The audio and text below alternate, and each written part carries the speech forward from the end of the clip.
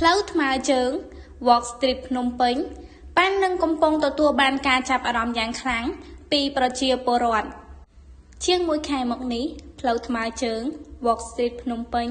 បាននឹងកំពុងទទួលបានការចាប់អារម្មណ៍យ៉ាងខ្លាំងពីប្រជាពលរដ្ឋជាពិសេសប្រជាពលរដ្ឋដែលរស់នៅក្នុងរាជធានីភ្នំពេញ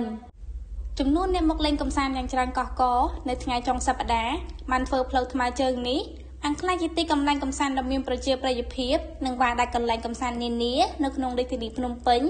បើទោះបីទើបតែបើកសាកល្បងបានជាង1ខែប៉ុណ្ណោះ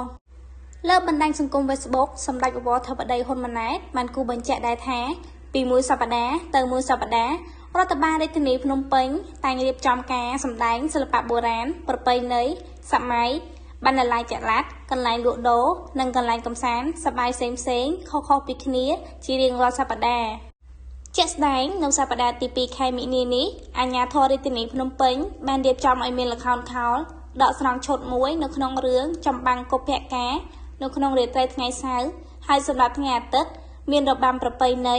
របាំវាយក្រាបដើម្បីឲ្យបងប្អូនប្រជាពលរដ្ឋនិងភ្ញៀវបរទេសបានទស្សនានិងយល់ច្បាស់អំពីរបាំប្រពៃណីរបស់ដូនតាខ្មែរ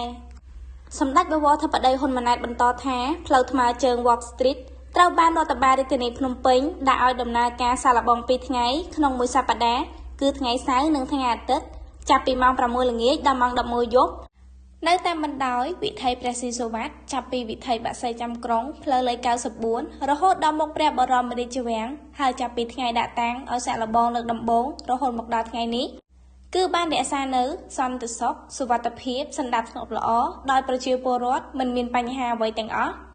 រាប់ទាំងអ្នកធ្វើមុខរបរអាជីវកម្មក៏ដូចជាប្រជាពលរដ្ឋដែលធ្វើដំណើរកម្សាន្តគួរបញ្ជាក់ថាអាជ្ញាធររាជធានីភ្នំពេញបានដាក់ឲ្យដំណើរការសាកល្បងផ្លូវថ្មើរជើង Walk Street តាមបណ្ដោយវិថីព្រះស៊ីសុវត្ថិចាប់ពីវិថីបក្សីចាំក្រុងរហូតដល់មុខព្រះបរមរាជវាំង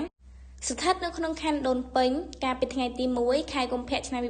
2025ក្នុងនោះគឺត្រូវអនុវត្តមួយសប្តាហ៍2ថ្ងៃនៅរៀងរាល់ថ្ងៃសៅរ៍និងថ្ងៃអាទិត្យចាប់ពីម៉ោង 6 ល្ងាចដល់ម៉ោង 11 យប់